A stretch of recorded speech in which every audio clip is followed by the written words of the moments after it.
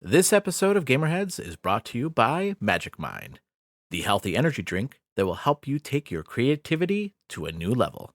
Hi, I'm Celia Schilling from Yacht Club Games. Hey, this is James from Mega Cat Studios. Hey, this is Matt, aka Stormageddon from Reignite, Screen Snark, and the Fun and Games podcast. This is Stephanie from the Boss Rush podcast and the Boss Rush Network. Hey, this is Mark and Keon from Bonte Avond. Hey, this is Sebastian with the ProNerdReport.com and the Single Player Experience podcast. Hi, this is Chris. Mike. And Garrett from Daylight Basement Studio. Hey, this is Baron J67 from Level 1 Gaming. Hey, this is Todd Mitchell from Code Right Play. Salutations, this is Mike Carroll from Stroll Art. Hey, this is Jeff Moonen from Fun and Games Podcast. Hey, this is Patrick from the Backlog Odyssey. Hey, this is Rune from Runic Codes. Hi, this is Andrew from Spalato Bros. Hi everyone, Jill Grote here from the Indie Informer. Hey, this is Brimstone, and you're listening to Roger Reichart on the Gamerheads Podcast. And welcome to another episode of the Gamerheads Podcast. My name is Roger. Along with me this week, I have a very special guest. I have Carter Dotson. He is from Stride, and we're going to be talking about some of his favorite games from 2023 and favorite moments of 2023 and what we should be looking forward to, what he's most looking forward to in 2024. Carter, thank you so much for joining me on this show. Yeah, Roger. Yeah, it's a pleasure to be on the podcast. Yeah, I know we've talked a lot through email. I think we got a chance to finally meet in person at PAX West last year. We dined on poutine together the last day of PAX. Good times were had. We did. Yeah, that was awesome. I remember you're like, one thing I want to get is good poutine. We're gonna go get some poutine. So like, yeah, we trekked it pretty far to find some good poutine, but we found a place. Like you're like, I heard about this place, we're gonna go there, and it was really good. I don't remember what the place was called, but it was really good. I'm a huge fan of the genre of food that is like stuff on fries, just in general. But I love poutine. I need to go to Canada someday to try the real Montreal poutine or something like that. But the problem was I was living in Texas at the time in San Antonio. For whatever reason, the only place you can get poutine in San Antonio, like authentic with like gravy and cheese curds. There are plenty of places that will call it that, but it's not the real thing. There are two places in San Antonio you can get it. One is this place called Cured. It is one of the fanciest restaurants in the city. The other is a place about 45 minutes where it was southeast. You get real rural real quick. The first time I headed out there, I was like, I didn't realize things got this country this close to San Antonio, and it's this random restaurant, Kaicaster Country Store. It's in the middle of nowhere, and it's this guy that like trained at some real fancy cooking school, like I think in New York, and amazing burgers. Actual poutine. There's two places you can get it unless you want to go up to Austin. Wow. And I don't like making that drive up I-35, so I don't have to worry about it now because I'm in Chicago. This is an all Midwest podcast. Yeah, that's right. You're like only like a mere 4 or 5 hours from me actually right now. Yeah, we are both suffering in the frozen cold weather. we are. I know. I only went to San Antonio once, and I will say the same thing. Like I went there for work, and then we were going to try to find. We found this really great restaurant, and you're right. Just a few miles out, you're like, whoa, where am I? There's like nothing out here. Like it's real country. But you know what? It's kind of like Wisconsin though, actually. You drive and you're like, whoa, where am I? Oh yeah. This is really rural Wisconsin here. But yeah, it's cold. It's really cold here. I think it's cold down there too. I hear that they got a energy conservation alert down there, which is like, this point I'm like, hey, that's your problem, suckers. That's like, it's bad up here, but I'm feeling pretty good about the power not going out. Kidding. I feel better up here in -5 than I do with anything below 32 down there. That's true. It's true. I don't know if you remember this, but the first time that we actually met was virtually. Did you know? Do you remember this? Was it? Yeah, PAX. tell me. I bet. Yeah, was it PAX Online? I'm guessing it was. It was PAX Online. Was it the mixer in 2021? Yes. Oh, yeah, I remember that. Yes. Yeah. And it was my first experience of any kind of PAX. Well, because it was the first time we actually applied to go to PAX, and then the pandemic happened, and then we attended virtually, that was the first time we met, and it was interesting. It was an interesting experience. So I'm glad to say that I was able to go now twice, and I'm going to go again at East this year. I mean, this year, coming up here in only a couple more weeks. Yep, a couple. What's going on? Couple so months. Fast. Yeah, a couple months. I mean, that's going to be another busy week with GDC and PAX East overlapping again. But March 21st to the 24th. Get your badges now. East.paxsite.com. Yeah, just full disclosure, I do help out with the PR for PAX for everyone out there. So yeah, just a heads up. Yeah. Yeah. So it's crazy to we've known each other for a couple of years now, so it's kind of crazy that this is the first time not the first time you're on the show, but this is the first time that we actually met was virtually, and yeah, what a world we live in that we could. This crazy. I mean, can we just talk about that for a second here? How hard was that? Was that difficult? I mean, you guys did such a great job doing that virtually, but that must have been really something else trying to pull up that whole show virtually, right? It was. It was, and a lot of it is just trying to figure out what you're doing, seeing what works on the PR side. Trying to figure out how we're making it all work. I know 2020 was what was interesting because there were two PAXs online. The 2021, which was I think 9 days, and that involved a lot of collaboration as well with the Australian team and some folks in Europe as well. Well, because some of the other ReadPop events and teams got involved with that, and taking some of those lessons from that to 2021, and I mean, it was definitely a challenge, and even coming back to in-person events, there was a lot of adjusting and figuring out what works. I was there at the 2021 PAX West, was maybe the first really big show to come back in person, and and that was a really interesting experience. I bought one of the hooded jackets, the big hoodie I've been wearing a bunch from West 2021. This is pretty rare to get. I'm one of the few people that has this, just because hey, that was such a that was the first show coming back, and people really trying to get their feet back in the water and seeing what would happen. That was just a real interesting experience. It was PAX unlike any of the other ones, for sure. Yeah.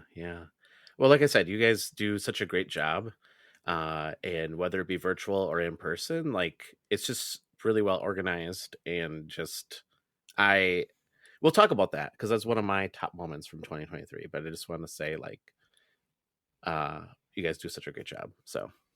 Thank you, and everyone who took part in PAX Online, you're forever in my heart, because like I said, there were it was a challenge trying to figure all that out. So everyone that took part in PAX Online, you're forever in my heart.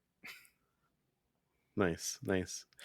Well, I wanted you on the show because we wanted to talk about this last year in 2023, and I wanted to get from you, what were some of your top games from 2023? Our listeners have heard my top games. In fact, you can go out to the website and to gamerheadspodcast.com, and you can read our article that we posted around the top graded games of the last year. Anything that received a B+ or higher from us. We didn't do a game of the year thing. In lieu of that, we did our top rated games. And one of my favorite games, and I know you know this game very well, was Slay the Princess. That was actually one of my top rated games from last year. And I got to play it first at PAX East, and then I got to review it, and it's such a fantastic game. Yeah. But we're here to hear your top games of 2023. What were your top games of 2023? Okay, so this list is going to have some stuff that I'm pretty sure is not on anyone else's else's list at all. I'm going to start off with a game that definitely was on other people's lists. Street Fighter 6. That is my hands down game of the year. The game I played the most. I mean, what else can be said about it? People haven't said. It's really kind of brought back the series after 5 was a bit of a controversial game. Really love the new system they have with the the drive impact, and you have that second meter, that real fun risk reward system. Blanca's in there from day one. I think that was the biggest problem I had with Street Fighter 5 was I'm a Blanca main. There's just something with him that clicked with me with Blanca, and I always love him. And the fact that Blanca is in there and day one, absolutely great. But yeah, tons of fun characters, tons of great online. I mean, just I game I played the most of the last year for sure.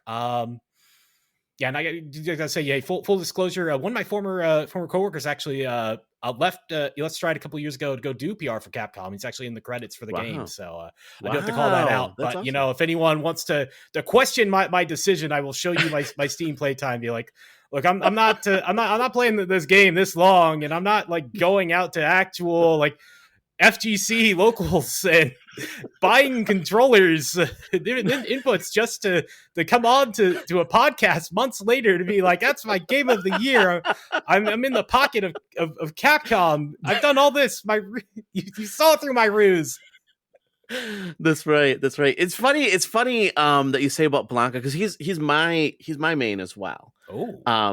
And a real funny story about Blanca. When I was in high school, Street Fighter 2, yes, this is how old I am. Street Fighter 2 was out in the arcades.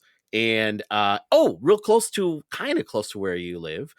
Not real close, but kind of close. Great America.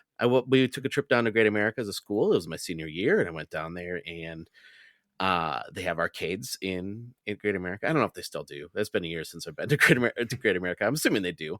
And I was playing, and I was challenged by a sailor and a Navy man from a Navy man, and I had Blanca, and I was beating him, and he was getting more and more upset, and he just kept putting in more quarters, and I would beat him every single time. And then he took his hat off and he threw it down. And I knew at that moment I probably should lose, because let the Wookiee win. Yeah, exactly. I might be able to beat him in Street Fighter, but in real life, that wasn't going to happen. And then he, I let him win. And then he celebrated. He was like super ecstatic. Oh, yes, I'm the best. I'm like, dude, you spent like $3 trying to beat me in this game. But I'm glad that you had that moment of victory. But yeah, Blanca's my guy as well. He is he almost cheat. I feel like I would cheat, especially in Street Fighter 2. I felt like he was kind of a cheat. You just get there and do your electric. And... I feel like with Blanca, like he doesn't play like a lot of other characters. The way that he just like hurls himself, like that's like my problem with a lot of other fighting games is I just don't have a character that really feels like that. And I just something with Blanca always clicked with me. I won a Street Fighter 4 tournament at Texas Tech with my Blanca. Granted, I'm not sure how high the level of competition was, considering that I won. I know that I think there were at least 3 good people there. One was my roommate at the time. We fought a bunch in different games. And we were pretty like 50-50 with my Blanca versus whoever he had. And and then the guy that he fought was they fought like early on in the tournament, and I just trounced my way through the bracket until the finals when we met up, and I wound up winning. So I got a Best Buy gift card, and I bought Portal 2 with it.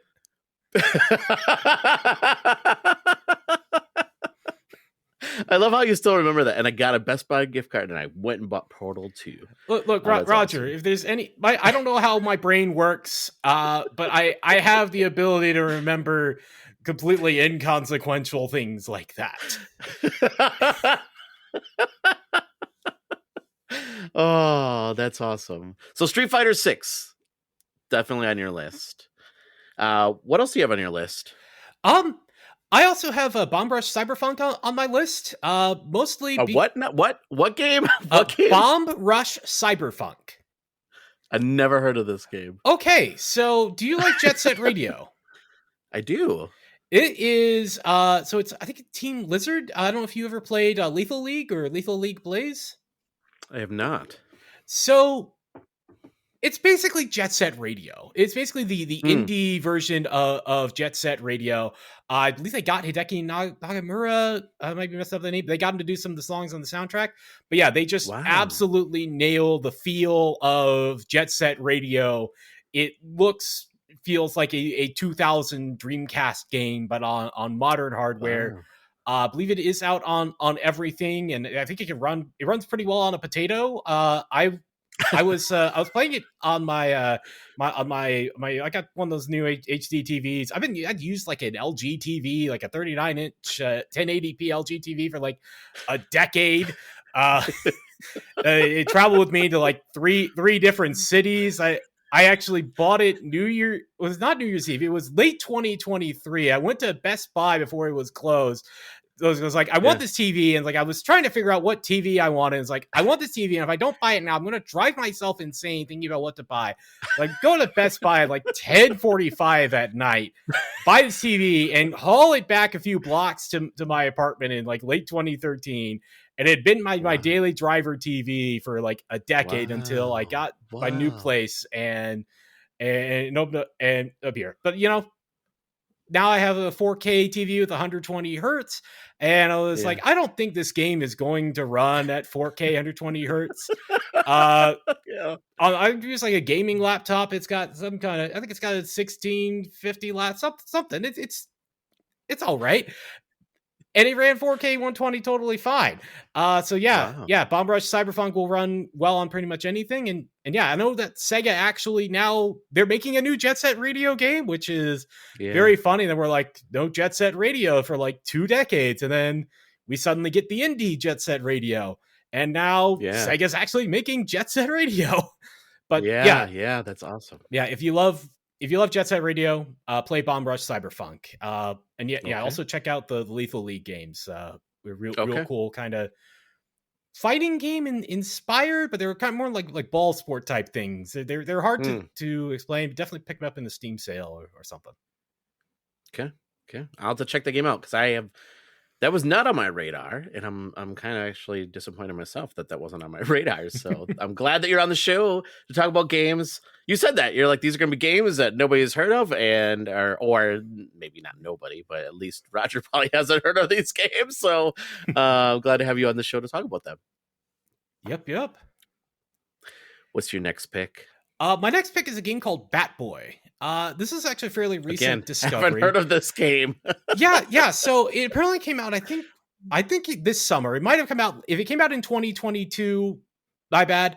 But I saw it in, I don't know if you know the YouTuber Wolfden, WULFF. Sounds familiar. He does a lot. He's done a lot of videos like on the Switch. He covers a lot of gaming handhelds, emulation handhelds. Definitely recommend checking him out. But he was doing, I think it was a video on the Lenovo Legion Go handheld, and he had just this random game in there. It's like, okay, 2D pixel art platformer. There's a guy with like a baseball bat. Like, okay, this speaks to a lot of my interests. And so I sent him a message on Twitter. It's like, hey, what game was that? And he's like, oh, it's Bat Boy. And I checked it out. He eventually, in a later video, he featured more footage of it. And he had a little thing in there, like, since everyone asked, this game's Bat Boy. Bat Boy is, if you ever heard the quote, good artists copy, great artists steal.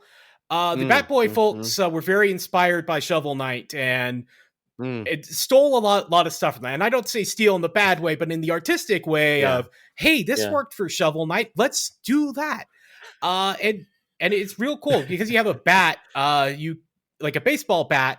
Like you can, a lot of the gameplay is built around deflecting projectiles. There's a cool move where you like charge up your bat and throw it and then jump off of it. So there's a lot of cool movement in there. There's a grappling hook, which is like, that's my number one gaming mechanic is grappling hooks, hook shots, that sort of thing. You put one in there and you're like, Carter, this is for you. So yeah, Shovel Knight with grappling hook. That's Batboy for you. Runs great on the Steam Deck. Definitely recommend it. Okay. Do you know, is it on the Switch too? Do you know? I mean, is it on other thing else, or is it just Steam? I'm not sure. I'm not sure. I know it's on PC. Don't know if it's on Switch yet. It would be a perfect game for Switch if it is. But yeah, a lot of fun. Okay. What else do you have on your list? Warhammer 40K bolt gun. Yeah, there we go. Now we're talking. So I'm not big into the whole Warhammer thing. So before I was in PR, I was in the mobile gaming media. I wrote for Touch Arcade, PocketGamer.biz, a whole bunch of other sites, freelance for like Mashable. My name is all over the place connected to mobile games. And it felt like every week there was a new Warhammer game coming out. Games Workshop is definitely very permissive with the license. They, if you have a good idea for a Warhammer game, they're down. So if you haven't played Warhammer 40K Bolt Gun, it is Warhammer boomer shooter, and it's as an outsider to the license, it's great because the setting sets itself up so well for a boomer shooter type game. The guns are really fun to use. My favorite part, and the part that really just sealed it for me, is that there's a taunt button that lets you just scream out random lines about calling your enemies heretics or praising the emperor. And, that just really sold me. Just the fact that I can run around and yell stuff about heretics while playing a boomer shooter with a bunch of fun weapons. It really spoke to me. I definitely recommend it. Oh, that's awesome. That's awesome. It's funny because Warhammer has gotten more, I mean, people know that obviously, but then with Henry Cavill being involved with it, now it's become even more popular. Oh yeah. So yeah. What else do you have on your list? I've got a couple other games that are kind of re-releases or not. The games did not come out first time in 2023, but I think they're worth mentioning.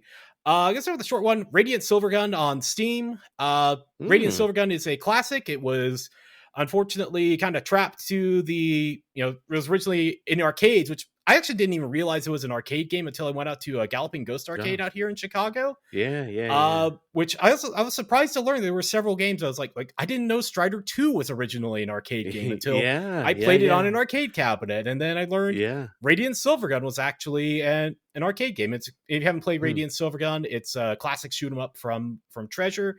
It's kind of the spiritual prequel to Ikaruga, which I think is a bit more well known. But there was a port that came out on Xbox 360 back in the 2010s, and then it came out on Switch a couple years ago. But then they finally released it for PC, and I feel like a PC release is always that's kind of the best way to preserve things, I think. Because hey, Steam has been one of the best platforms with ownership, I think.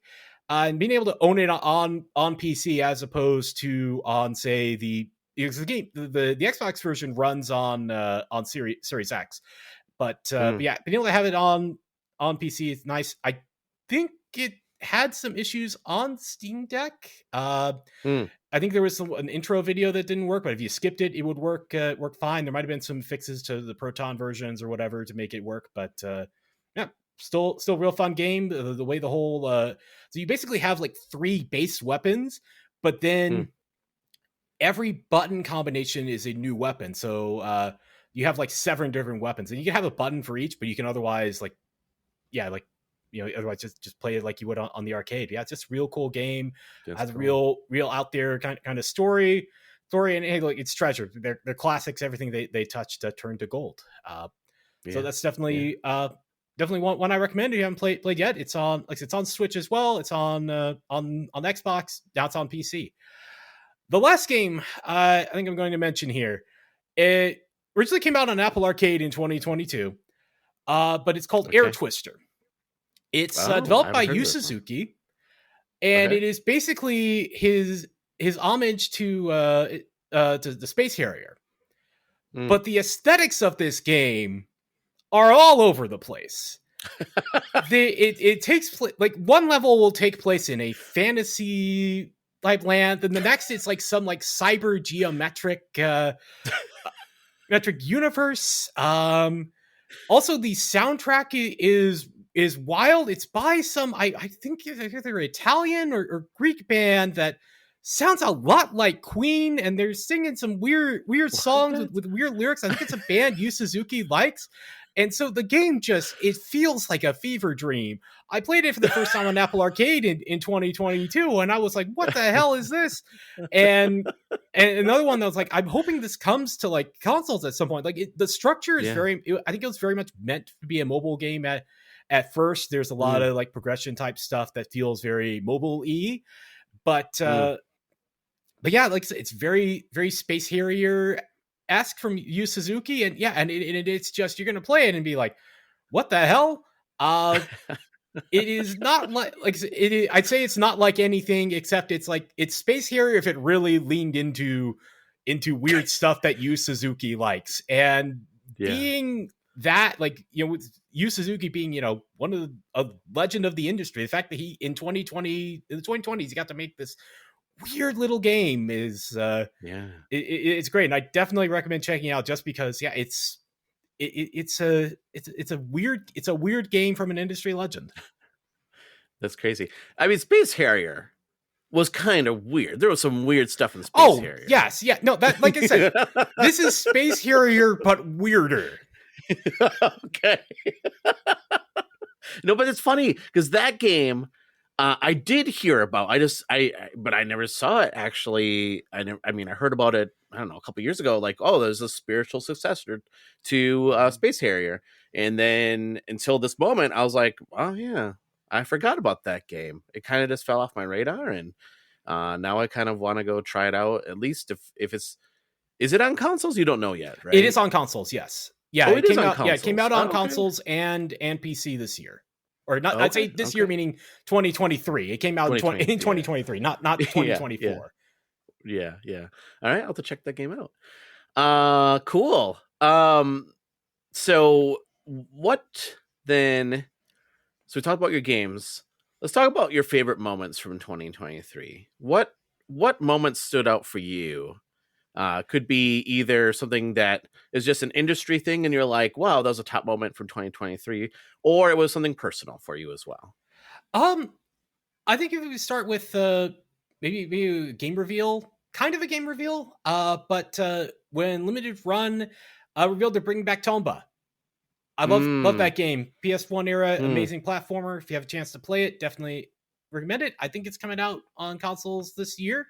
But yeah, that was that was a real hype moment because I was like, oh, damn, they're bringing back a classic. I'm interested to see what they do with the soundtrack because they're apparently doing a new one. I guess the original one there might be some rights issues there, but yeah, me and some of my coworkers were big fans of the game. We that was the most hype moment of like anything in the summer was with me and the boys being like, Tomba's back, Tomba fans eating good. This is so funny. This is some major deep cuts here because I mean, it's cool. That was not on my radar, Carter. I'm not going to lie. That was not on my radar. Oh, that's awesome. Yeah. What else? What else do you have from 2023 that were your highlights? So this kind of counts as a game release, but I think it's more about the larger context around it. Mega Man X Dive Offline got released by Capcom. Now I don't know if for anyone that's not aware, Mega Man X Dive was a mobile game, also came out on PC that was set in the Mega Man X universe. It kind of had a lot of like gacha elements to it of character collection and whatnot.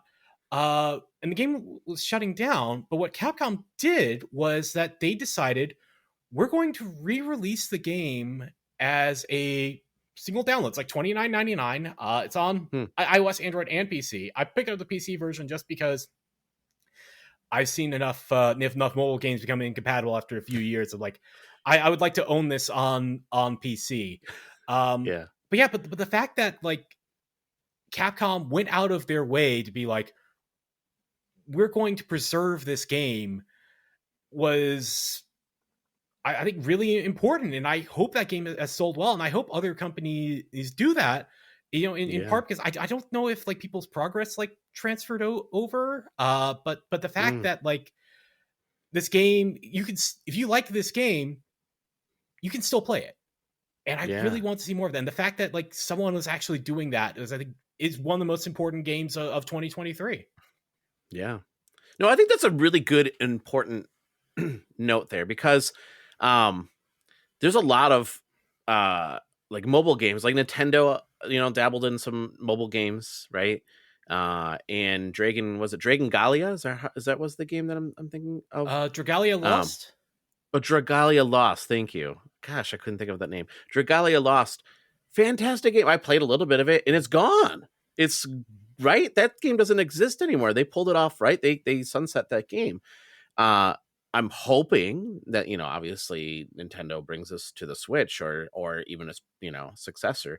But that is my biggest concern with a lot of mobile games. Like some of them, I'm like, yeah, okay, fine. Like, I don't think anybody needs to see like another zombie shoot 'em up type game again on mobile. Like you see all these ads on Twitter, but there's some real gems out there that are just lost because they just don't exist anymore. They just pulled them from the shelves or pulled them from the mobile market. So yeah, and I think, and part of that is the fact that that when it comes to iOS and Android, those platforms are evolving so much that it becomes difficult, I think, for developers to keep up with them, as opposed to the consoles in particular, where those things are very much more consistent to develop for than on the mobile platforms. That's definitely the challenge. I mean, but yeah, I would love to see more of this kind of thing of where, hey, the people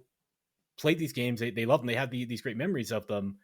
Let's try and preserve them. I remember there was, I don't know if they still do it, but for a while, there was a company called Game Insight that their kind of their policy, and what I kind of heard was that they would try to keep their games up and running at least as long as possible, because for them it was something where for their players, they wanted to keep them happy, even if they were maybe losing money. They wanted to avoid that type of situation of where, hey, this game I loved shut down. Yeah. Even if it costs them something on server costs, it's something of, hey, this is something that keeps the players happy. So I'd love to see either, hey, that sort of philosophy of hey, maybe if we can keep this game running, if we can keep this shop running just to, to keep people happy, or otherwise see something of, hey, let's make this game something that can work offline, that can work with even something of where, it works with, like, say, community servers. I'd love to see more of that, because look, I think people understand, hey, if a game is at a point where it's not profitable anymore, I think people overall understand. I mean, a lot of people are going to be irrationally angry that's going to happen, but I think I just love to see this, maybe the industry start to take preservation and working with the communities to keep their games alive and functional in some capacity for it as long as possible, and hand things off to the community when necessary. Yeah, it's interesting because when you think about streaming services like Disney Plus and Netflix and other services, it always boggles me. I understand why, but like shows like Willow, they came out with the TV show Willow, right? And they canceled it, I think, after one season, and they just pulled it. It's not even available anymore. Like that's gone. Like you can't access that anymore. And like preservation is very important, right? Like, and especially with as much work as people put into the games. And I mean, it's hard though. I'm assuming it would be really hard. I mean, not just assuming, I'm sure it's very hard with preservation, with amount of games that come out and just how many games come out, and like you said, the challenge of trying to keep up with the changing technology with the mobile games must be very, very difficult. So and maybe this is jumping ahead to something I'd love to see in 2024, but I would love to see a push towards a lot more preservation of the mobile game scene. Right now, preservation in the console space and kind of the PC space, especially based on what American games, Japanese games in particular, has been extensive. One of the coolest things for 2023 was the Video Game History Foundation put out a video where they recovered some footage from a new Sonic 2 prototype, and it actually showed off the origin of one of the most famous Sonic 2 prototype screenshots from, I think it's Dust Hill Zone. And they got this amazing like video, kind of showing off from the reel that it was from. But the problem is, like, I really grew up, as in the mobile games era, and as an adult, mobile games were really huge for me, for my life and for my career. And there are so many games that are gone and unplayable right now. There's a game called iShoot that was the first game of the mobile game development gold rush. And, and the game was just this, kind of this artillery tank wars clone, but it was huge, and you can't play that game. Like, imagine if you couldn't play Super Mario Bros. Right now. Yeah. Isn't that crazy? That's crazy. Well, it's funny that you say that, because I think, and if maybe I'm shooting off the hip here, because I don't know if this is, I think I remember this stat right, but I could be wrong. And if I'm wrong, correct me, and listeners, you can correct me too. But I thought I read that they estimate like 80% of games, all games that are ever made, are like lost, because we just don't have the code anymore. And the preservation back in the 70s, was just non-existent. And it wasn't something that they thought was important, right? Because part of it was because, you owned that intellectual property, and then that company goes under. What do you do with that? Throw it away, right? Like, well, we don't need this anymore. And that's crazy to think that. So yeah, it's nice to know that there are organizations that are pushing for, the preservation of media, especially in our industry, right, of game media. But there's a lot lost already. Yeah, and like I said, with the mobile space, if money wasn't an object for me, if I won the lottery, that would probably be my life's work, because because it's just, there's so much that has rapidly disappeared that the part of our history is being lost. Yeah. What else was from 2023 that were some of your top moments? I think it was Sonic Superstars' reveal, and the fact that game was pretty solid. Not my favorite Sonic game ever, but the fact, I think that is just really a great sign that Sega's really showing that they can be, I think, good stewards of the Sonic franchise. I would have loved to have seen a new Christian Whitehead Sonic game. I'm sure if we talk about 2024 titles, that name will come up, but hey, Sonic Superstar is pretty solid. There's a real cool moment late in the game that I won't spoil, but I definitely if you I definitely recommend playing it because of that one moment. Sonic's, and then there's actually the Apple Arcade Sonic game that came out that's pretty solid too. And Sonic Origins, there's been some criticism of that, but the fact that we actually got that was real cool. I feel good about the Sonic franchise going forward. And Sonic Frontiers was pretty good too. The fact that, like, we're at a point where, like, Sonic game gets announced and you're like, hey, this could be cool. It's a good feeling. Yeah. I will say this: I didn't grow up with Sega. Genesis kid here. That was my most formative gaming memories were Sega. I was the Sega fanboy. Had plenty of arguments with the Nintendo kids. These kids nowadays with their console wars, y'all ain't seen nothing.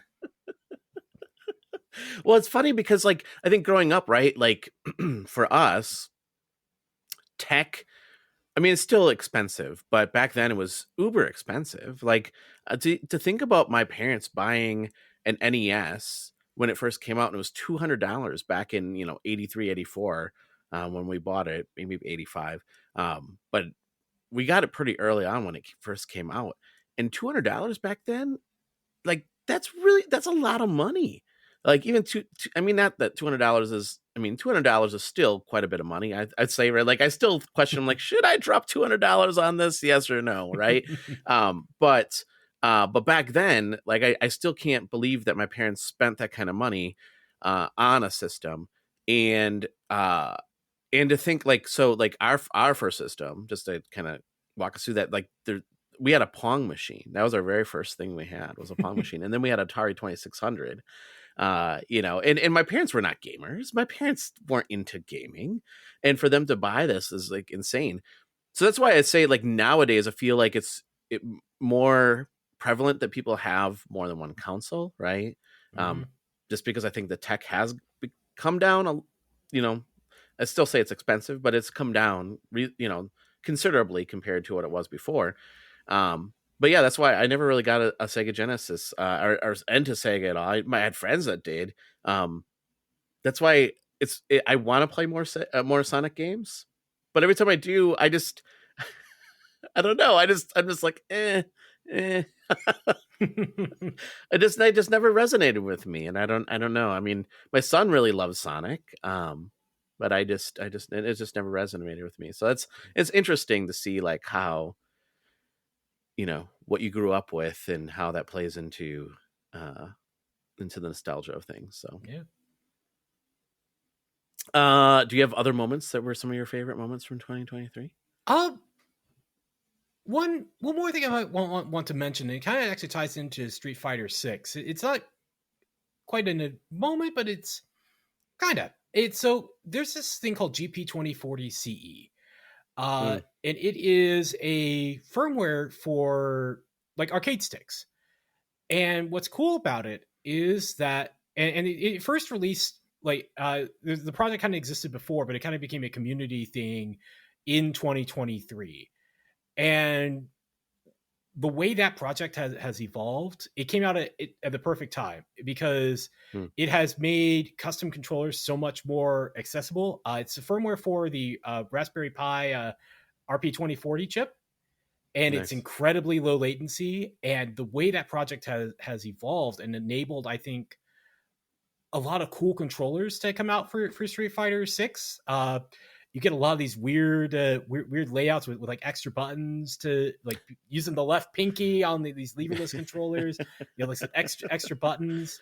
But it's just a real cool thing to see it grow. Go from a thing of like, hey, okay, here's this like really low latency thing you can use to build a team fighting game controller, and you start to see some experimentation. The software has really the features have really expanded out. It can now, through a pass-through device, you can actually use it on the PS5 in arcade stick mode. They just released Xbox compatibility. I think both for the original Xbox and for, like, modern Xboxes. You need like an authentication dongle for the modern systems, but and they even made it compatible with like a bunch of those like mini consoles that came out, like the Genesis Mini, the TurboGrafx 16 Mini. So they just done so much like cool stuff with it, that and it just hit at the right time, because now you have these boards that allow you to make these really cool controllers. And we've seen a ton of great experimentation. If anyone wants to get into like the whole leverless controllers, the brand I would recommend checking out is a brand called Haute 42, HAUTE 42. They're easiest to find on AliExpress, so you can find them on Amazon. Their products are incredibly cheap, but still really good. And they're actually like working with the team. Like you can actually update the firmware release officially from the GP 2040 CE team. So it's this magic combination of, they make great controllers, they're cheap, and they're playing ball with the community. So the fact that we've seen this project it grow so much, and yeah, probably the thing I spent the most time on was researching different controllers, different button layouts to use, like with Street Fighter 6. Like, okay, what do I want on my left pinky? Left pinky. Do I want to like drive impact there so you can quickly react? Like just the number of like weird things you can do with this is just it's a lot of fun. And the fact that like we have this project that's open source, open to the community, and has incredible performance, and has opened up so many options and been so accessible is just fantastic. Yeah, that's crazy to think that, because like, again, like thinking back to, growing up playing games, like you would never see stuff like that. You were lucky to get a NES Advantage, right? Like, oh, Nintendo provided this really different controller layout, and it felt more like an arcade stick, right? And then the cheat with the turbo buttons and stuff. But it's fun to see how like open source and people, experimenting and building things like that. That's so amazing that we have this now. And just take a look at this weird shit. Yeah. That is pretty weird. But it's cool. That is cool. And we're like, just think about that. I don't know, 30, 40 years ago, that was not happening. Right. So yeah, now you can go and you can get a 3D printer or whatever, and you can go make your own controller. Yeah. That's crazy. That's awesome. Do you have any other moments from 2023 that were highlights for you? I think on a personal level, the end of October was a great time for me. So I moved to Chicago in early November, and October was maybe the most stressful month of my life.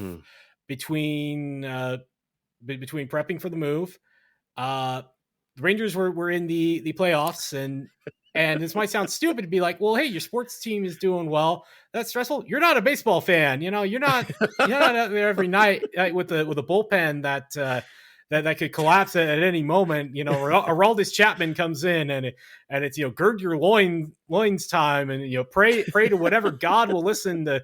He doesn't give up a run. But also that was a real busy time for me because I was helping with a few game launches. One was Ghostbusters Spirits Unleashed on Switch. Oh yeah, another was Ghost Runner 2, and the other was Slay the Princess. Yeah. And all around that time was just the fact that Slay the Princess came out. There was actually a very last minute delay. They caused the game to be delayed for like a Friday release to a Monday. That was a whole thing. We had to deal with sending out last minute embargo updates and whatnot. But the fact that game came out and was so well received was really heartwarming, especially because those developers at Black Tabby Games are wonderful to work with. They're amazing people, and seeing them thrive it makes me feel great. So that really meant a lot. And Ghost Runner 2 came out, and the response was fantastic to that. And saw a great response to Ghostbusters on Switch as well, and Steam too. That was a fun one because we couldn't mention anything about it before it came out on Steam. It's like, surprise. But that was the fact that like that time of year, everything just managed to come together. I wasn't sure if it was all going to work out. I might have almost had a meltdown the night before I was leaving. It's like, oh God, I underpacked my pod that was coming up here. I was like, I can fit a bunch of this stuff in my suitcases, right? No. Oh no. I got some stuff mailed up. Yeah. Every that last October was, like I said, the most stressful month of my life, but Rangers won the World Series. Game launches went great. The move went well enough. That was 2023, like I said, one of the most stressful. That month was one of the most stressful months of my life. Also, it was one of the most challenging years of my life professionally and personally, but also one of the most rewarding. So yeah. I would say like, just going off the games that you're mentioning here, like Slay the Princess was, we talked a little about this, but this was my game of the year. Like this game is so good and so amazing. And I think we talked about this offline, and I said we should hold this off until we start talking about this like on the podcast, right? The fact that my first PAX was PAX East, in person, I should say, right? And I got to play this game, and you never know, because like I didn't hear anything about this game before, and I remember I got an email saying, "Hey, you want to come check out this game?" And I'm like, "Yeah, sure. It sounds interesting. An interesting concept." And went to go play it, and I took off the headset because it was like the first chapter. You got to play through the first chapter. And I took off the headset and I turned to the team and I said, "This is amazing. Oh my gosh. The fact that this voice acting is so amazing, the art is so amazing, the premise is mind-blowing, right? The fact that you're on this path to kill a princess. You don't know what this princess did except for the fact that it's going to end the world. And you're just told this is what you have to do." So good. It was so good. And I know that we've had, other people on the show too, like Jill Grote from the Indie Informer, who also listed this as her favorite indie game of 2023. This is such an amazing game, and it was so cool. And that to me was like one of my highlights of 2023 was, first of all, going to PAX, going in person to both East and West. But, you go to these events and I don't know what I'm going to see because like a lot of it's like, new, right? Like I'd never heard of Slay the Princess before. And to me, like that is so exciting to be able to see such an amazing work by an indie developers and to see the accolades that they got this past year. That's so awesome. Being on the PR side of that was real cool. We had a real funny problem of where people would like give the game like high scores, like 8 out of 10, 9 out of 10, and it would drag the Metacritic average down. It was a very, very good and very funny problem to have. That's funny. Wow. Yeah, that's crazy. Yeah. And just like you said, they're such an awesome group too. Like I just remember talking to them afterwards and just like how grateful they were to have people play their game and to hear, the feedback. I always think that must be one of the most challenging things as a developer, to be sitting there watching people play your game and then give feedback afterwards. Right. Like, I have heard feedback that people have, not to Slay the Princess, but to other games. And I look at them and I'm like, what are you saying? What kind of weird feedback is that? But, I think that must be really challenging. The other thing that must be really challenging for developers is just, seeing and hoping that, because a lot of these are early builds, right? And just hoping that it works well and they don't run into any kind of, issues and bugs and such. And, I've said this before to people that have been on the show that I met at PAX. I would never, like, if I'm playing something at PAX and I know it's an early build, I'm not going to hold that against anybody, right? Like, and I hope other people that when they go to PAX, they realize like, hey, some of these games are really early on in their development. They're at a point where they can show off some things, but they're not at the point where it's fully polished, right? So, but that game felt so good, just walking away from that experience. It was amazing. Yeah, and that was a game that I played it before I worked on it. It was played a demo. I think it was during a Steam Next Fest, or I believe it was. And I played and I was just enthralled with it. And I told one of my coworkers, "Hey, you got to play this game." And then unbeknownst to me, because I wasn't at PAX East in 2023, we had apparently started talking to developers then, and the call at work, and it's like, "Hey, we were signing this game, Slay the Princess. You want it?" I was like, "Yes, I want it. Carter needs it. I will slay you if you don't let me have this game." The fact that they've gotten to work with Tony and Abby a bunch of over there at Black Tabby Games, just a phenomenal, incredibly rewarding experience all around. So let's look ahead to games that you're looking forward to most in 2024. So what are some of the games that you're like, this is something everybody should have on their radar? All right, I'm going to start off with a few normie options. Start off with Tekken 8. I need to download that demo, but I've been hearing good things, and I really want to get more into fighting games. So definitely looking forward to checking that out. I guess we're recording this on a Sunday night. I think it's about a week or two. So I'm definitely looking forward to checking that out. Yeah. Did you see their PAX East booth though? Like, are there? booth. I mean, it was Oh yeah, I did actually play that at PAX West. Did I say PAX East? I meant PAX West. That's what I meant to say.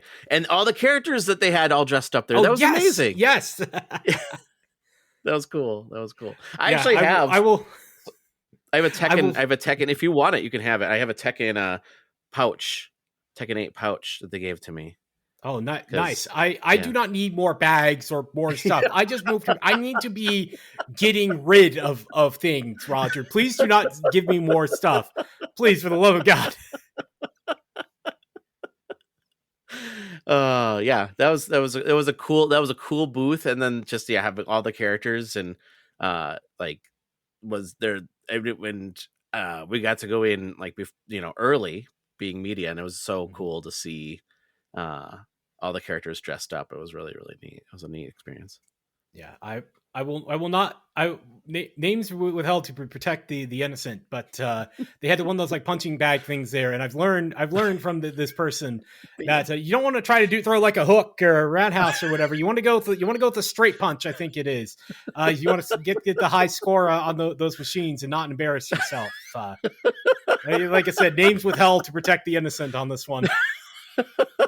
I forgot they had that there. I didn't even. I was like, no. If you see it again, throw it straight. Don't throw a jab, anything not a hook, not an undercut. Undercut underhook would not work.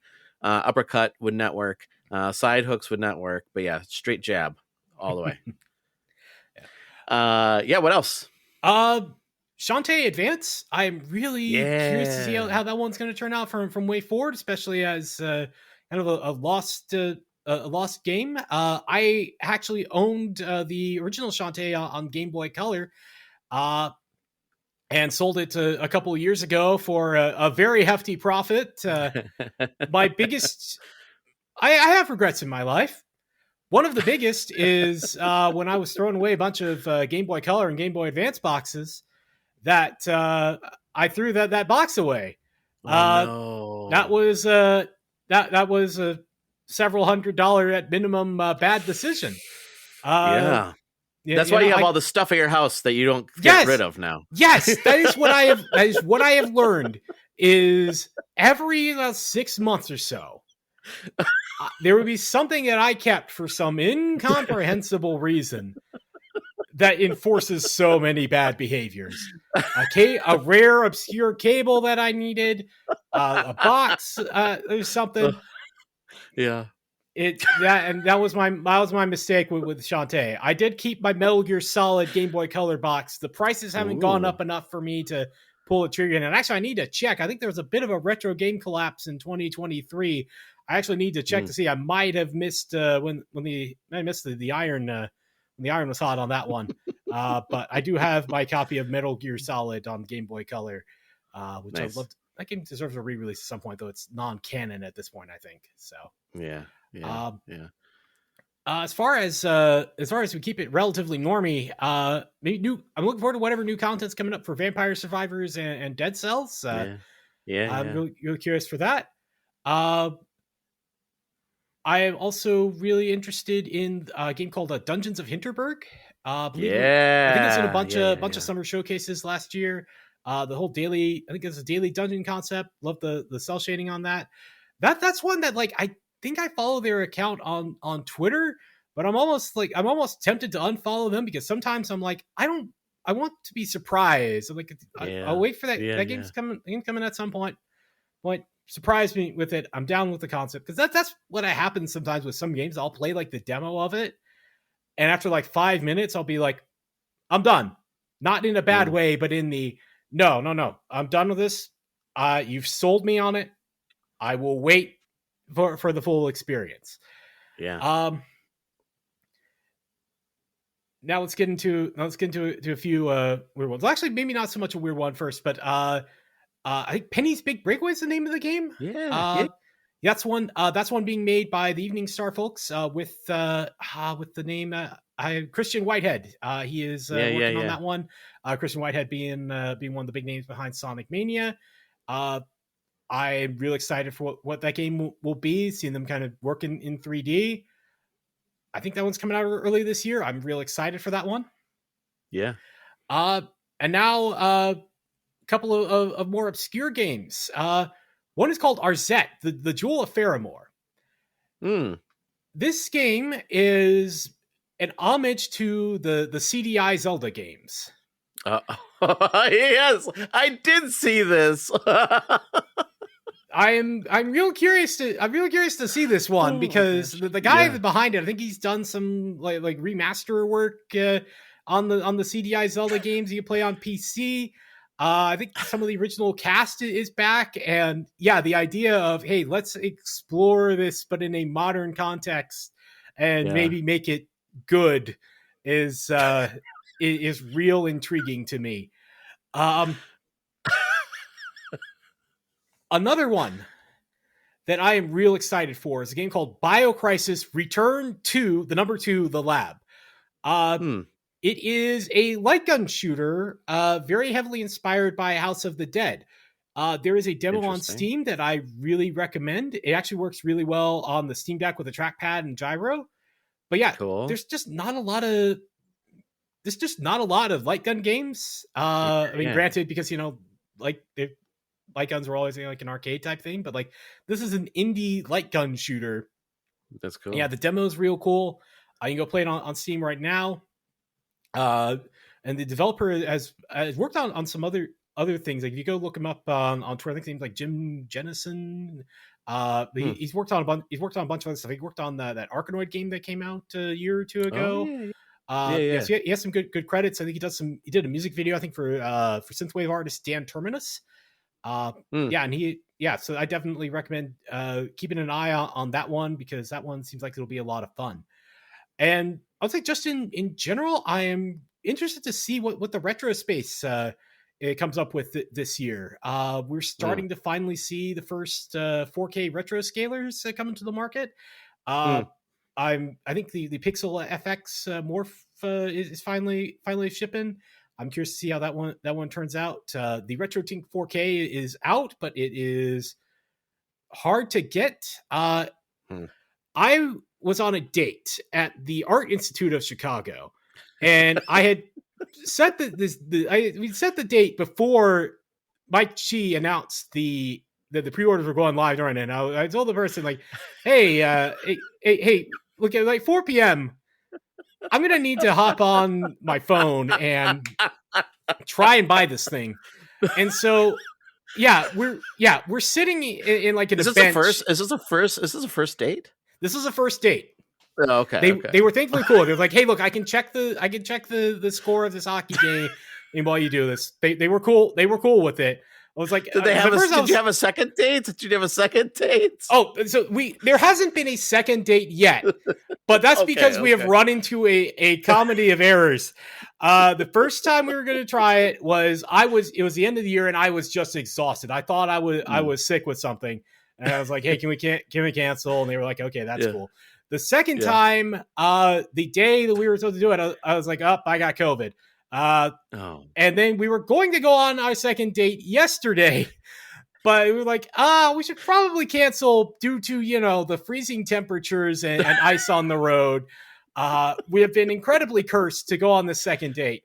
But but at least they didn't say no because of the fact that you're like, hold on, I gotta try to get this thing. And you know what the worst part was? I didn't even get the pre-order. Like, I was there second zero trying. I was mashing that add to cart button, and there were so many nerds. They overloaded Shopify or the shop app or the server, and I couldn't even spend $750 on a 4K retro scaler. And there have been parts delays to the second batch. So it's just been cursed. So oh my god, I'm hoping that there will be more, or someone will tell all the TV manufacturers, hey, can you just make a mode that does like nearest neighbor scaling? Because that's really what I want. Yeah. It's just something that will take 1080p or 720p and just line double or line triple the pixels to 4K. That's all I want. I've got the RetroTink 5X, good scaler. I also have other scalers because I have problems. I could just use one of those. I just need it multiplied to 4K. But no, I have to buy additional hardware and interrupt my date to try and buy them. And I'm on the Art Institute of Chicago Wi-Fi. I've just seen masterpieces of art. I have seen 3,000 year old sculptures. I have marveled at the works of BC era Japanese and Chinese people, and I'm sitting here on my phone trying to find a way to play games from 1980 on my 4K TV. Yeah. Oh, so I'm hoping there's more advances there, because we don't need to repeat that scenario. Yeah. No kidding. That's awesome. Yeah, I guess for me, some things that I'm most looking forward to in 2024, going back to PAX East. I'm excited for that. I'll see you there. And yeah, you'll see me there. That's awesome. I'm excited for a couple games. Like I'm hoping that Mina the Howler comes out this year. Yes. That game looks fantastic. I got to play that at PAX East, and I'm hoping that it comes out this year. The Dungeons of Hindenburg. Was it Hindenburg? Is that how you pronounce it? Right? I think it's Hinterberg, but Hinterberg? I could be wrong. I could be wrong. No, I think you're right. You're right. No, it's Hinterberg. I'm excited about that game too. That looks fantastic. Yeah, there's like Harold Halibut. I think that's how you pronounce it. I'm excited for that game. That looks really cool. What's that? It's like a stop motion animation game. Ooh. And it looks really cool. And I think that's slated to come out this year. I'm hoping it comes out this year. There's a lot of really cool indie games that are coming out this year, and yeah, I'm excited. I'm excited for the indie scene, and I mean, it makes sense that we won't see as many AAA games, because I feel like last year was we saw a lot of big games come out last year. Who knows though? Maybe we'll see another 3D Mario game. If Nintendo really truly does announce a new Switch this year, which I don't know. I don't buy into rumors, so we'll see. It's going to be interesting. I think I don't have any particular insight myself. It is 7 years since the original Switch came out, and that's kind of true. That's kind of, I think 7 years is kind of the time frame for between systems that we're seeing. But at the same time, I think Nintendo back early on the Switch's lifespan was like, they want this to last 10 years, and they did. And, I was about to say the same thing. And look, is that hardware showing its age? Absolutely. I mean, that thing was pretty much kind of an underpowered Android tablet as it was from day one. And it's very funny to see games trying to run on, PlayStation 5 and Xbox Series X, these real advanced pieces of hardware. And then it's also, hey, can you make this game also run on this Android tablet? It's a very funny problem for developers to have. It's funny to me, maybe not funny to the guy trying to optimize it, but it's funny to me. And as the protagonist of reality, that's what matters. But yeah, that's what I'm hoping. Well, I'd love to see a Switch too. But I got my Steam Deck. I'm feeling pretty good on the on the handheld stuff. But I'm curious to see it. I think we would probably need a new 3D Mario game for that thing to come out. But yeah, I'm curious to see, especially because the second half of 2024, pretty much past March is. I know. There's some stuff been announced for April, but yeah, it's a little quiet right now in terms of confirmed release dates. But I think that will change. That will change. And anyone I think wants to say, this year's looking barren, there's not any games coming out. Get into the indie scene. If you're not into the indie scene, I imagine your listeners probably aren't like that. But hey, look, there are so many games out there. That all the time. I for about a year I wrote a Switch column for Touch Arcade, and this was like 2017, it wasn't 2017. Was it? No, it was 2017. I think it was for a period of time 2017 or 2018. But yeah, just seeing all the games that were coming out like every day, it was like, how can you ever be bored? There's always something interesting coming out. If you're willing to expand your horizons a bit, there's a ton of cool stuff. And and hey, go back into some of the older stuff. Great time during Steam sales, holiday sales. There's always stuff on sale. So go check out go check out something you haven't played before. So even if it's a little slower for AAA in the next couple of years, I think that it'll be interesting to see. But also, I mean, it could be Nintendo's holding their cards real close because of the Switch 2. Maybe a lot of other companies are maybe trying to see when the Switch 2 will happen. But I mean, look, there's always something to play. We are in the post-mortem era, folks. Yeah. I mean, that's the crazy thing, right? Like, there's so much that comes out like weekly. But the fact that there was, even last year, there's so many games. I'm playing through Octopath Traveler 2 right now. I picked it up when it first came out. This is so embarrassing. But I didn't play it until over my week. I took a week off of work and I started playing it. I was like, oh my gosh, this game is fantastic. Why wasn't this nominated for a game award? I don't know. That's what I kept hearing, where a lot of people was like, yeah, well, that's how crazy 2023 was. Games that would otherwise, be solid awards contenders were just not there.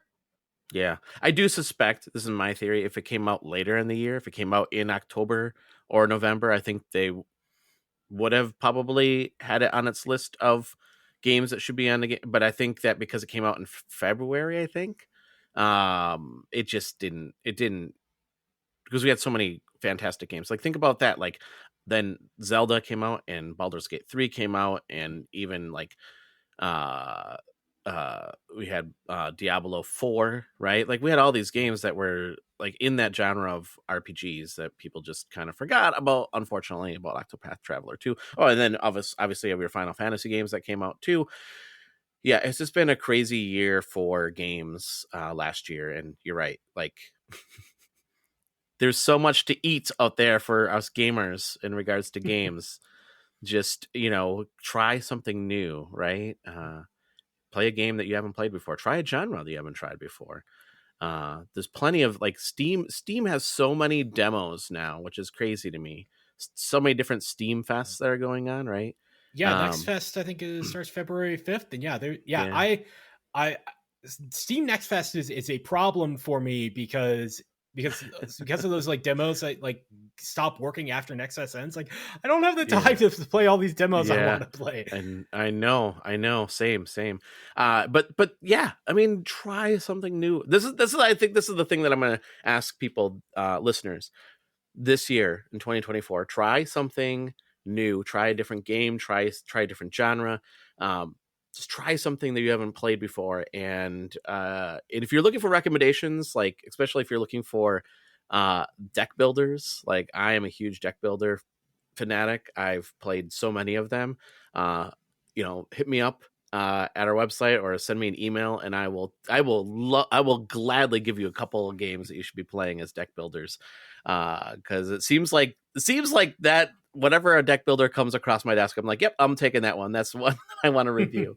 And I have lots of recommendations. So, Carter, before we head out, though, first of all, I want to thank you for joining me this week. It was really fun to have you on the podcast, and I hope you come back, because it would be really fun to have you back on the show. Yeah, in the been future. Great. How can people follow you on social media? I am J. Carter Dotson on Twitter. I think you can find me on Blue. I think I'm on Blue Sky. Carby B Sky @app is what I am. I mostly post on Twitter though. Yeah, me too. Yeah, you find me there. You can find me wherever else. I don't post a lot about games because most my day job is thinking about games. So it's a lot more baseball and random stuff. I do occasionally tweet about games, but it's follow me, but don't be prepared to don't prepare yourself for a lot of game talk. That's like I said, I felt bad about that in particular when I was in journalism. I would like, my follower count is massively inflated because of all the like mobile game developers that would follow me in hopes of, hey, this is the guy that could write about my game. And then they had to deal with me just being a boasting about baseball most of the time. So I feel bad. I feel bad. Sometimes I'll see like a notification from someone that likes a tweet of mine. I'm like, oh, they didn't mute me. Good for them. It's so funny because you'll rarely see anything about sports. I almost did tweet because this is we record this after the Packers Cowboys game. I almost did tweet something about the Packers because being in Wisconsin. But I was like, I would just feel like I would just be jumping on a bandwagon at this point because I didn't really watch them all year, and it would feel awkward for me. People would be like, "What happened to this account? Did it get hacked? Why are you posting things about sports?" But yeah, listeners, you can follow Gamerheads online at Gamerheads Pod. I mean, at Twitter, I should say, at Gamerheads Pod. You can follow me on Twitter at Nintendroj. You can also follow us on Blue Sky at Gamerheads Podcast. And check out our website at gamerheadspodcast.com where you can read reviews that we've done. We did an article around our top games of 2023, so you can read that article there. You can listen to this show and other shows as well at gamerheadspodcast.com. Carter, again, thank you so much for joining us this week. It was really fun having you on, and yeah, I'd love to have you back on the show. Yeah, love to be back. Nice. And listeners, thank you so much for giving us a listen. If you like what you hear, leave us a review. We want to hear what you have to say about the show. Until next week, everyone, stay safe and game on. See ya. Bye. See ya.